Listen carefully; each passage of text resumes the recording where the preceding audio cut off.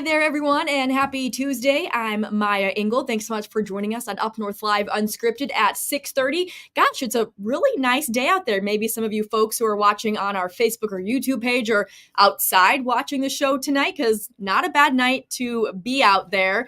And Trevor, from what you said in our 6 o'clock weather segment, it sounds like this nice weather might stick around for a few more nights, but then it's going to get a little bit chilly. Yeah, it's gonna feel like fall this weekend. I personally, you know what? Maybe it's a little bit of an unpopular opinion, but I personally am excited for that because I live for the colder weather. I'm gonna be fully transparent here. I love the winters here, and I love the cooler weather, so I'm ready for that. Others might not be, but that's what we're looking at this week. As you mentioned, it's going to be nice and warm tomorrow, the warmest day of the week. Still sunny, very nice conditions tomorrow overall.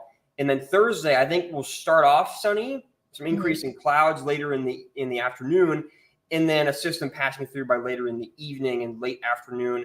And beyond that, showers, clouds, and cooler temperatures for the weekend. So I'll talk about all of that in the main weather in just a few minutes. And Trevor, I just have to say it makes sense why you like the colder weather so much, because you're from Texas, but now you're here. So now I'm here. Also, so I'm a big hockey guy, even though I'm from Texas. Yeah. Ice and cold for life, baby. All right. Well, Trevor, we'll check in with you again after our first commercial break. But I want to start off tonight with our question of the day. And that is, do you think there is enough public transportation available in northern Michigan? As of right now, 65% of voters say no, whereas 35% of voters say yes. So if you haven't voted yet, you can scan that QR code on your screen right now, and that'll take you to this page where you can vote. You can also leave a comment live on this stream if you're watching on Facebook or YouTube. You can also go to our UpNorthLive Facebook page, and if you scroll down a little bit, we do have a post with this question of the day. You can leave a comment on that as well. When I checked, it didn't look like we had too many comments, so I will check those again a little bit later. But the reason why this is our question of the day, which I will pull up this graphic again a little later, but I want to show some video right now. So employees with the Bay Area Transportation Authority are moving into their new digs. The new operations center is an 87,000 square foot facility near the intersection of Lafreniere and Hammond Road in Traverse City. And the Lafreniere Park and Ride transfer area, that just opened up today. That's what you're seeing right now. And that will help connect more people to Beta routes. And so this operations center completes the first phase of the project. The second phase is now in progress, and that'll focus more on housing, working in collaboration with Traverse City's Housing Commission. So for more on this very exciting project, let's bring in the Director of Communications and Development for Beta. That is Eric Lingar, and he is going to join us live now. Hi, Eric. Thanks so much for joining us. Hi, good evening. Thanks for having me. Of course. Thanks for being here. This is a very exciting project, as I mentioned, and there's really a lot of different parts to it. But let's start with phase one that is now complete. And one thing that I just mentioned was the Park and Ride is now open on Lafreniere. Can you talk a little bit more about what that is? Yeah, we're really excited about this. So right along that Lafreniere corridor, south of South Airport Road in Garfield Township, just outside of Traverse City, where there's a lot of development. If anyone has been driven down that corridor, there's new apartment complexes and senior living facilities. The health department is there. Kings Court, which is a large, residential complex, is in that area. And we have a new park and ride, Lafreniere Park and Ride transfer area there. So it has over 40 free parking spots, daily parking spots, and then a place where you showed some great footage just earlier of our transfer area, where we have our buses matching up and aligning to provide more connections from that southern side of Grand Traverse County. So whether you're coming from Kingsley, traveling east-west along that South Airport corridor, or you want to go all the way into Traverse City, that's going to be your hub on the south side of Traverse City. Mm-hmm. So for this new operations center, why was it needed? Oh, that's a great question. So public transit in our community has grown a lot. So Beta serves all of Grand Traverse and Leelanau County, and continuing, when we go out to the community, they want more transportation, as it looks like is what your poll is showing as well with your initial findings of that. And so Beta had been kind of spread out and our facilities have really become kind of antiquated. So it was time to kind of move Beta up to the next level, consolidate, look for some efficiencies, and really have a state-of-the-art public transit headquarters and operations center to continue to meet the needs and to meet future growth for transit in our region. So this new center is housing all of the buses. It has the park and ride. What is your first thought when you got to see the new center? Oh my goodness, it's so exciting. I mean, to be able to have all of our vehicles, all of our staff in one central location, it just improves efficiencies. It provides more transportation options. Just think about, we just talked about colder temperatures coming up, right? Well, the winter is not too far away. The W word. I know we don't like to say that much, but think about, we have 80 plus vehicles in our fleet, and we're all able to park them inside in climate controlled space now. So no more having to jumpstart buses in the freezing cold in the morning. No more have to wipe how many inches or feet of snow we have off the vehicles in the morning. They're all inside. Our new mechanics and maintenance areas right there. Our dispatch and scheduling center are all connected to each other. And it's just going to it's just really exciting time for transit. Sounds like everyone's lives a little bit easier at Beta. Yes, definitely. And so that is all phase one. So phase two is focused more around housing. What exactly does that include? Yeah, so this project is really unique for our area, okay? It's called the transit-oriented development. That's kind of the technical term, where you put transit, housing, all kinds of things together in one location to build off each other and create connections. So part of it is the public transit portion, but we partnered with the Traverse City Housing Commission and Habitat for Humanity to have that workforce housing element as well. And so they've already started on that. I don't know if when you were out there today or your camera person was out there getting footage, the walls are going up for the first couple buildings, and there's going to be over 200 units of affordable workforce housing right there next to the transportation area. And Habitat for Humanity also has plans to build, I think, up to 15 single family homes in that same vicinity. So having the ability to have your housing and transportation right next to each other just takes kind of two of those big barriers that face our community right off the table. And just to clarify, so the workforce housing isn't just for Beta workers. It's for everyone. It's community housing. Yeah, it's for anyone in our region. And that is slated to be moving the first folks in of spring to summer of next year, 2025. Wow. Yeah. So that'll be here before we know it. I know, it's so exciting. And so, think about, you've got your housing right there. Let's say you work downtown, or maybe you work out towards Kingsley or anywhere along the South Airport corridor. You can just steps from your where you live is public transit right there, and you can hop on a bus and go straight downtown, not have to drive, not have to worrying about gas prices or vehicle insurance or anything like that. Let Beta do the driving. Sounds like this will be a huge benefit for the community. We're really hoping that it'll help. Yeah. And it also sounds like Beta is hosting an open house to let folks come and check out these new facilities. When will that be? Yeah, so we're looking at Saturday, October 5th, which is crazy. It's just over a month away. Here we are at September 3rd, and we're gonna open the doors. We're gonna let people come check out our brand new facility, see behind the curtain of what's happening. How we roll out and meet essential services for the community from a public transportation perspective. So we're going to give tours, we're going to have free food, all that kind of stuff. So more details to come, but we really want the community to be able to see what this new building it looks like and how a state-of-the-art transportation system in their own backyard operates.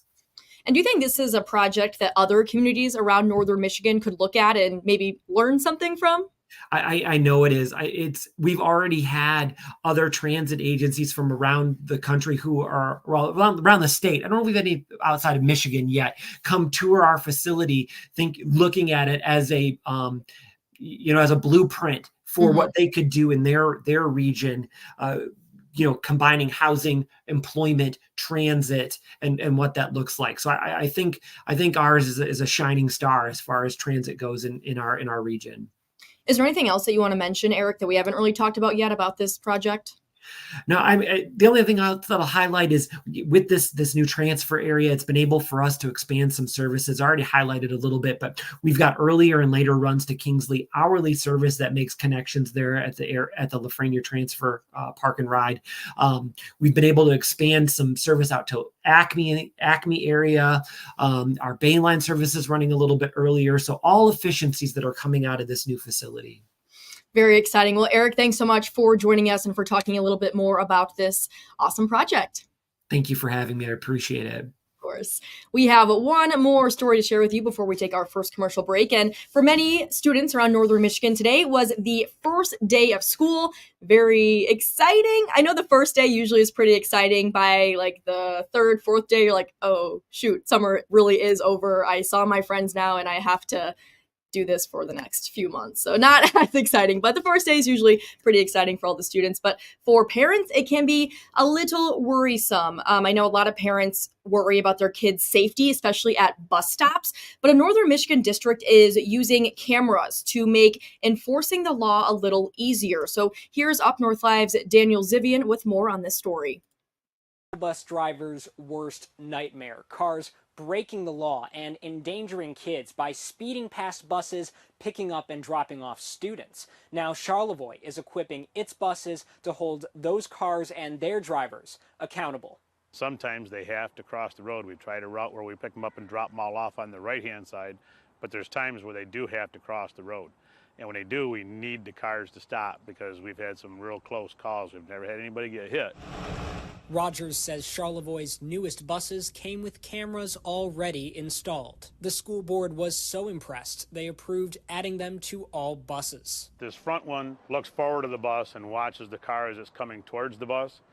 This camera looks beyond the bus, so once a car comes up and goes through, we're able to easily get license plate numbers off of them. And these are real high-definition cameras, and they'll take really nice pictures even when it's dark and raining out. Those plate numbers are given to the county sheriff and city police, who now have much more concrete evidence. We aren't trying to just get out and give people tickets. We're trying to get them to where they're more aware of the school buses with the yellow lights turning into red lights, and to make sure that they aren't driving through a light and someday potentially hitting a kid and ruining their life also. You'll find Charlevoix buses as far as Bayshore to the north and Norwood and Ironton to the south.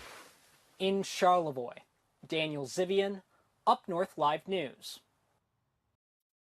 And Rogers says you can think of this similar to the traffic stop system. So when the yellow lights are going off, that is warning you to slow down, and the red lights are telling you to stop. We are going to take a quick break now on Up North Live Unscripted, but we'll be back in just a few minutes, and we're going to check back in with our meteorologist, Trevor Robideau. He will have much more on your forecast in this little cool down that we can expect to see in a couple days, so stick with us.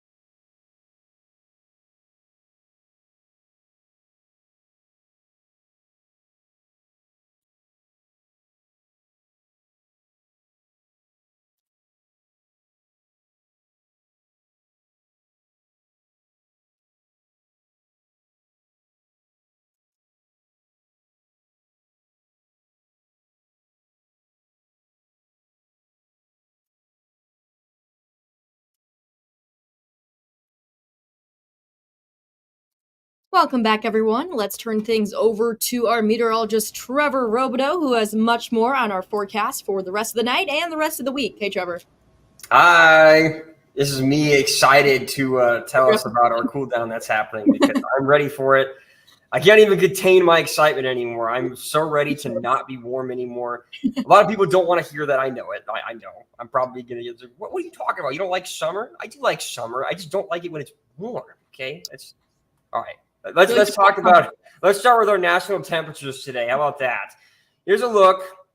So fun fact, I mentioned this earlier, but I'm going to mention it here too. Phoenix, take a look down to Southwest. Phoenix got 105 today, which means it has now been the 100th consecutive day that Phoenix has reached 100 degrees at least. That breaks a record, and they broke that record 24 days ago. No, yeah, 24 days ago when the old record was at 76.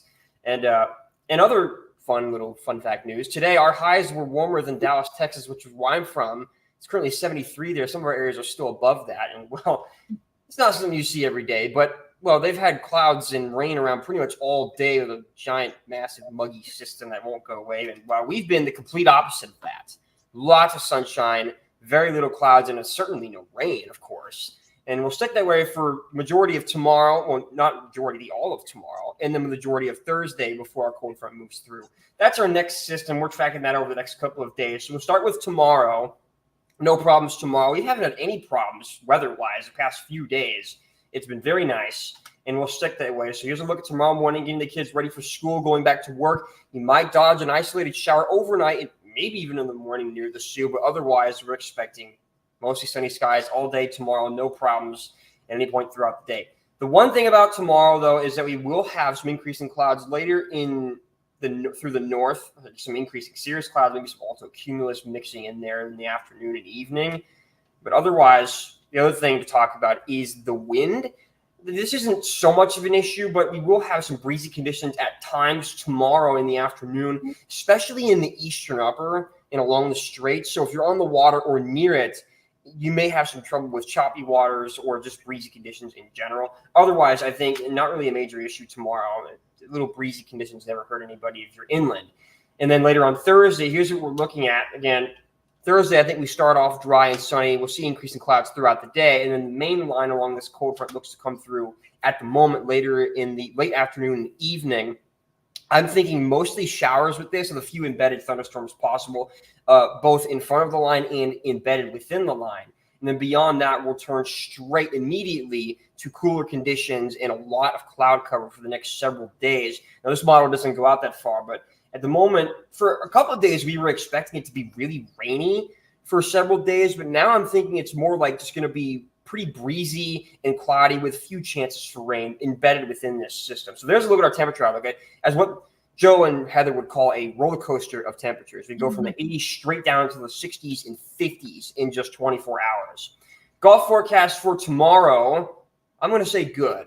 Pretty good tomorrow. Mostly sunny. The one thing is that you may get your ball caught in some breezy conditions in the afternoon with the wind, depending on where you are. But otherwise, nice. Tomorrow, waves a little high, a little rippy along some areas, 2 to 4 feet. Otherwise, a nice day. Tonight, another cool one with the low clouds and no wind, mostly clear sky. Some temperatures will get down into the 40s, but I don't expect any 30s tonight like we did last night, but still a cool one. Tomorrow, we'll continue to get warmer. Temperatures will get into the 80s for some, maybe even as far as 85 into the mid-80s, getting hotter, mostly sunny with some increasing clouds late. Thursday, we'll start off dry. It'll be pretty muggy on Thursday, too. That system will drive through, and then it'll feel like fall for the end of the week through the weekend. Extended forecast sure looks like fall. Well, thanks so much for that, Trevor. We are going to take a quick break on UpNorthLive Unscripted, but we'll be back in a few minutes and we'll check in with sports director Harrison Beebe. So stay with us.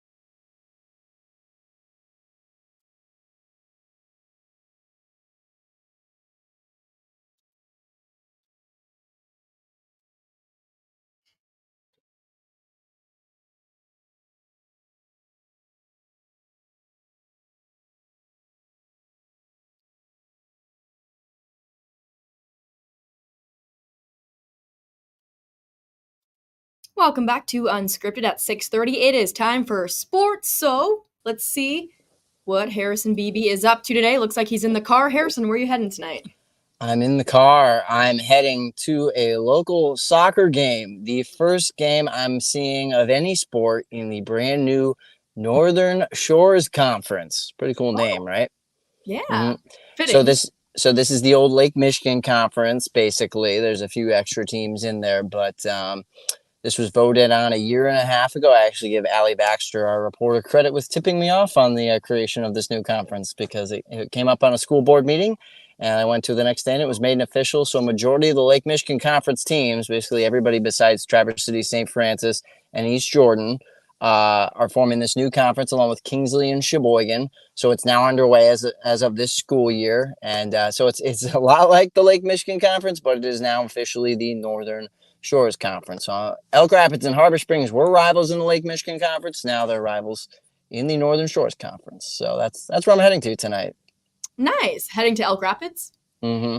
Okay, very Yeah, cool. the Harbor Springs would be a little tough to make in time. I'm just in Acme right now, so I'm about halfway to Elk Rapids. But beautiful stadium up there in Harbor Springs. And shout out Daniel Zivian for giving me the heads up. They just got new turf out there at Ottawa Stadium in Harbor Springs. So for football and soccer, that's going to be a great facility to play and watch sports out there in Harbor Springs. Gosh, what would you do without our reporters giving you all these sports I tips? know it's like I don't even earn the job I have. I just get all the tidbits from the minions doing all the little research for me. Sorry, Allie and Danny, you're not minions. You're way I more won't entertaining than minions. Yeah. So that's the case, and also the big news that we're putting on the shows today is Michigan looking ahead to that big top 10 meeting with Texas. I mean, it's hard to get a much bigger college football game, especially in a non-conference, but also especially in week 2 of the season here than Texas and Michigan. I know Michigan's kind of wondering how they're going to look with a big-time opponent coming to their place, but they are at their place. So I think that gives them a little bit of an edge as well. So I think a lot of eyeballs are really intrigued to see what happens at noon on Saturday at the Big House. Will be a good one for sure, Harrison. Thanks so much for joining us on Unscripted. You get to Elk Rapids and look forward to seeing your highlights of that soccer game tonight at 11. Sounds good. Thanks, Maya. Yeah, thank you. And we're going to take another quick break, but we'll be back in just a few minutes, so don't go anywhere.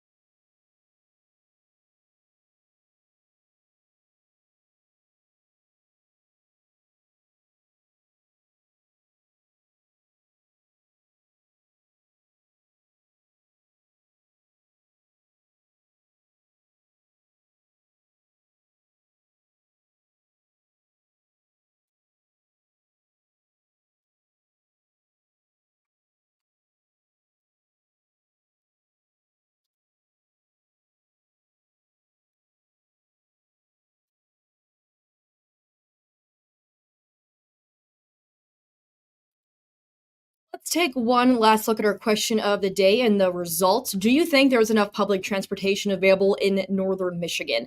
35% say yes, 65% say no. If you haven't voted yet, you can scan that QR code on your screen right now to vote. And this is our question of the day because BETA, the Bay Area Transportation Authority, they just moved into their new operations center in Traverse City. We have that full story on our website, UpNorthLive.com, in case you missed it earlier today. But that'll do it for Up North Live Unscripted. Thank you so much for joining us, and we hope to see you back here tonight at 11 o'clock. Take care, everyone.